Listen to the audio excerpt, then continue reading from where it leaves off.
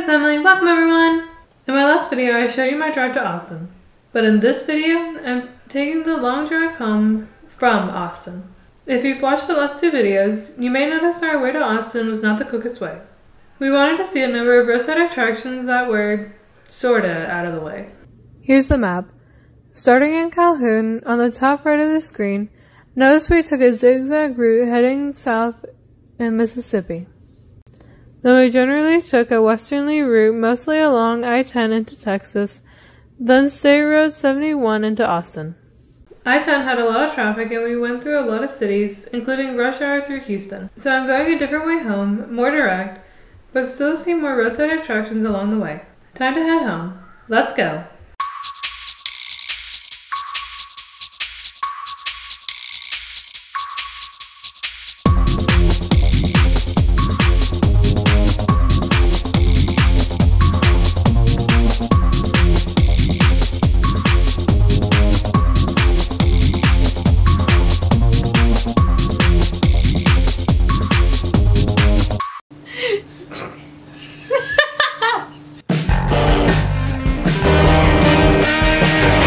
I had completely forgotten In-N-Out Burger had locations in Texas.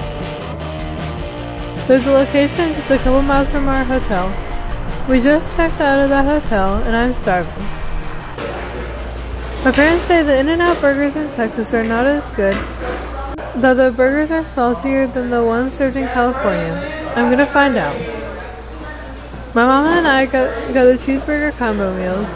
My dad got his triple or 3x3. For the combo meals, one fry is plain and the other is served animal style. Flying onions.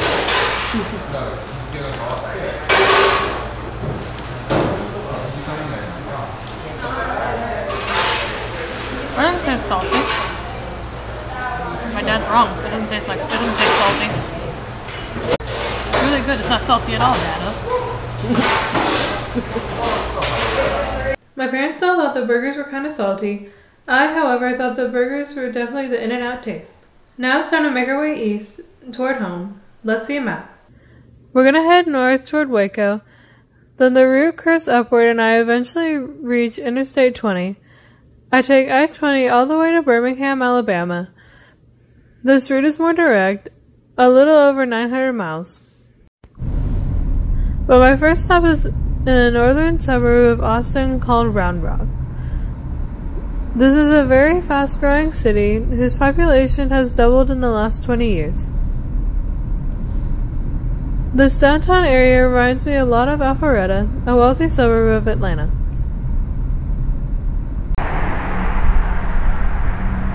But I'm here to grab some dessert before I leave the area. A Texas-style dessert that I heard is amazing, so I'm gonna give it a try. I'm at Round Rock Donuts. I've seen a number of food TV shows talk about how huge these donuts are. These donuts are apparently the size of a person's head. Would you look at the size of those donuts? Compare them to the normal sized donuts on the right. They also have cinnamon rolls, muffins, and other pastries here. But those are good. The cinnamon rolls are pretty big too. They also have shirts and hats, as well as their own line of coffee to go with the giant donuts. All different types of donuts such as eclairs, crullers, apple fritters, donut holes, and kolaches. Also many different flavors of donuts, glazed, chocolate, powdered.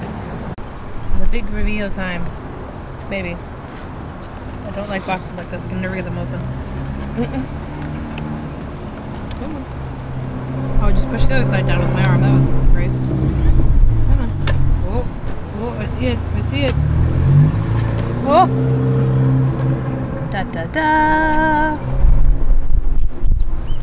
The box is gonna blow away. I thought it was attached, but no. The donut really is the size of my head. The actual donut is yellow. Look how messy this is. I had to take off my ring because it's so messy. Let's try the chocolate side.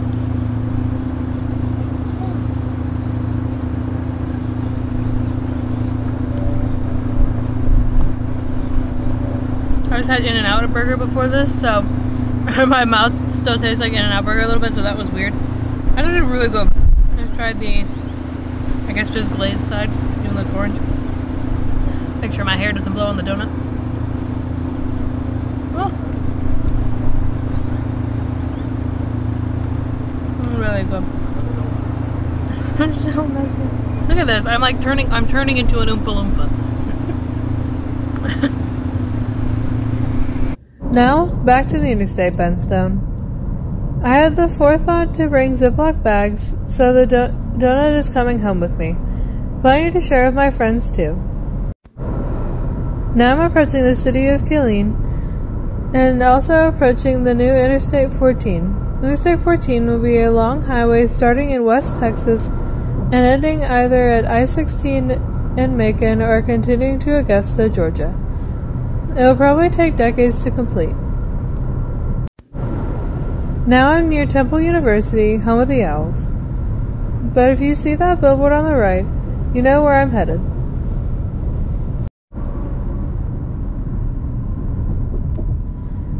Just over the bridge is the last of the new Buc-ee's locations I'll visit on this trip. If it's like the other Buc-ee's in Texas, this one will be extremely busy as well. It's very busy here. I'm at pump 41.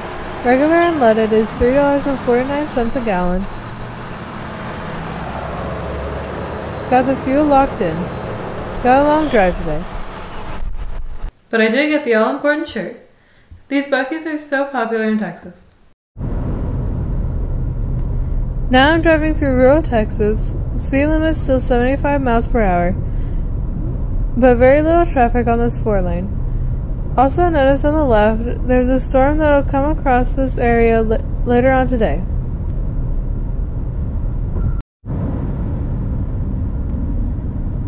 So the goal is to stay ahead of the storm. It's been very windy all day though.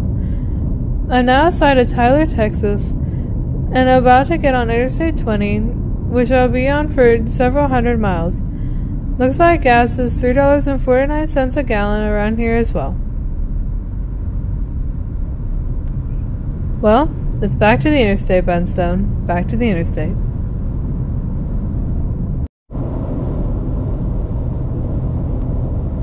Just a couple miles later, I'm going to stop at this picnic area, which is basically a rest area without restrooms. Notice on the right a bunch of structures that look like little oil rigs. I'm going to check out these real quick.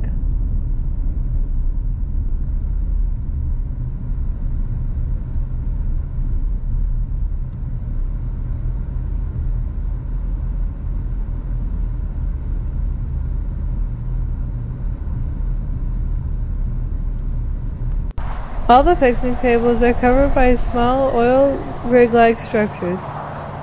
Also, the axiom is true. No one uses picnic tables at a rest area. There are probably 6 to 8 of these oil rig picnic tables in this rest area. I also noticed the picnic tables have a covered roof, which is nice.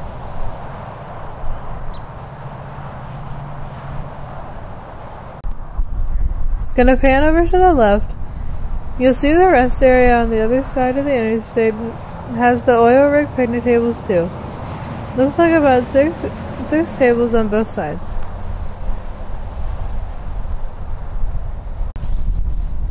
However, there's a potential problem here, and thankfully we did some quick reading before we came to this rest area.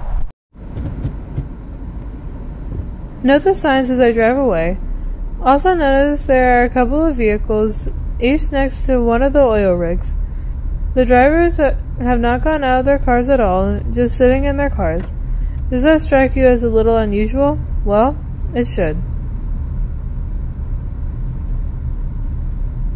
This is apparently a known solicitation spot along this thoroughfare, so perhaps it's best just to take photos as you drive by, and don't bring children here.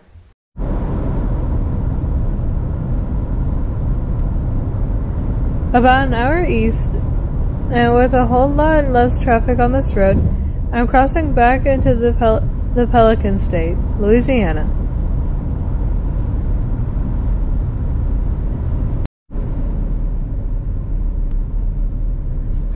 I'm now in Shreveport, Louisiana. It's starting to get dark, but there are a few roadside attractions I'd like to see.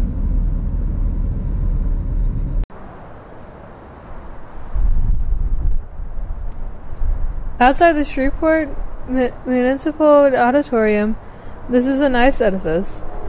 I'm walking over to two bronze statues. The first one is Elvis Presley. Elvis performed here back in 1954 and is considered to be his first big break. Looks like the sculpture is of a very young Elvis. This was how Elvis was introduced before that performance. You've never heard of this young man before, but one day you'll be able to tell your children and grandchildren that you heard musical history made tonight. The other sculpture is of guitarist James Burton, not as famous but still well known in Shreveport. He performed with Elvis in 1954. Burton was just 14 years old during that performance.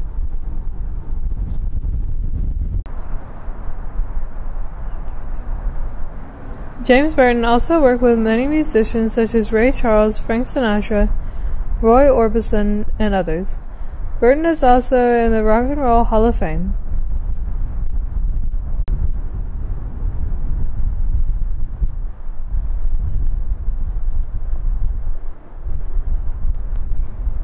Over here are 3 bronze replicas of microphones.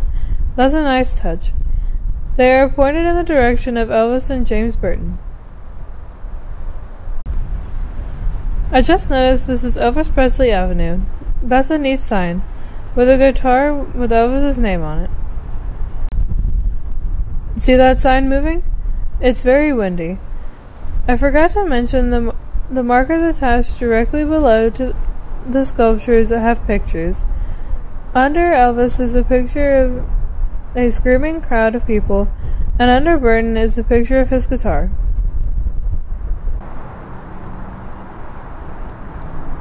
Across the street is the James Burton Rock and Roll Foundation. The foundation provides scholarships and musical instruments to children and young adults.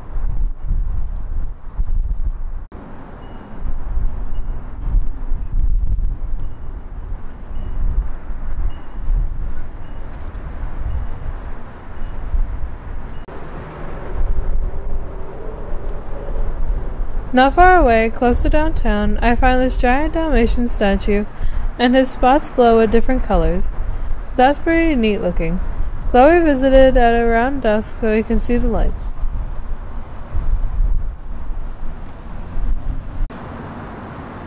Oh, the lights change color too. I like that.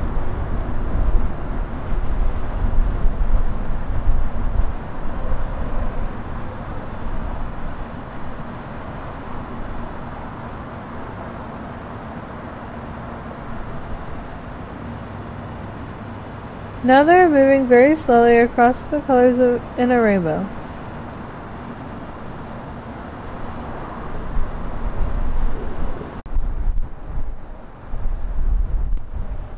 The dog's name is Art, and he is 19 feet tall. He has 254 spots. He is designated as the Guardian of the Arts in northwestern Louisiana. Guard dog. I get it.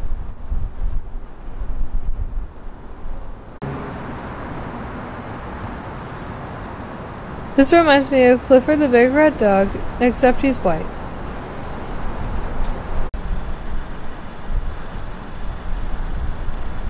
To the right is the Central Art Station, and Art the Dog is trying to get a peek inside the building.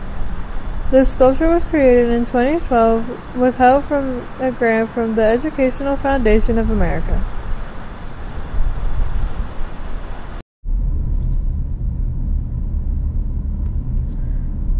Now just a few blocks away from my next destination. Check out the Strand Theater on the left.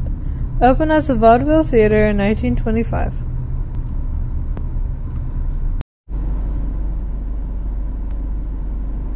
I'm not getting out of the car, just letting the GoPro take this video. This is the world's tallest painted mural. This is actually just one side of it. The mural is called Once in a Millennium Moon, and is 14 stories tall. The mural wraps around the other side. It's actually much better on the other side, but it's getting dark and I really need to get to another destination.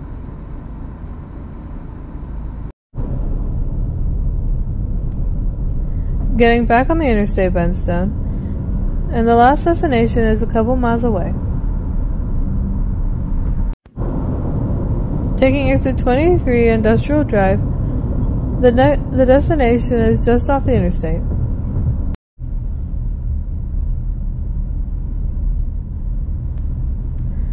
Now on a side street running parallel to the interstate, take a look at the top Western Wear sign. Above the sign is a Cowboy Muffler man. I'm actually in a suburb. This is Bossier City. The Cowboy Muffler man is way high off the ground, so people driving on the interstate can see him.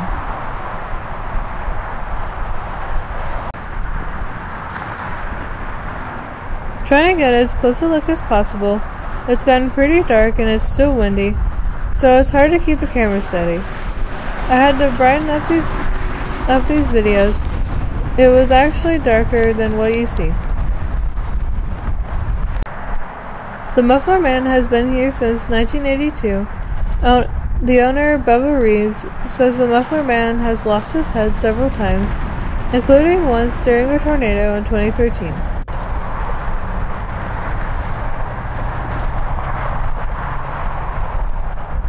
I read this Muffler Man was to be holding some rope, but it appears the rope is gone. The Muffler Man is not holding anything.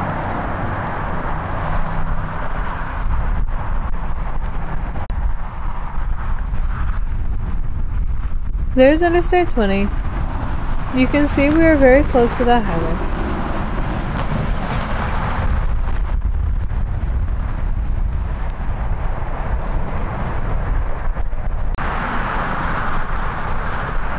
Also, check out the spurs on this cowboy's boots. That's a nice touch.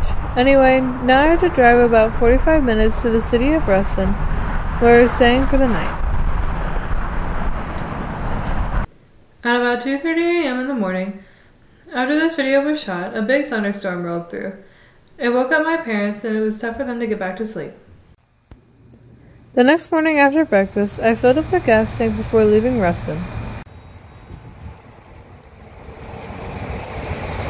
I'm at a Walmart Murphy Express. Current price is $3.61 for regular. And I got the fuel locked in there. See, my car has rain on it. I'm glad it didn't hail. The storm was rough. Once we got into Mississippi, we caught up to the storm and drove in heavy rain almost all the way through that state. Thankfully it was just heavy rain and not anything worse.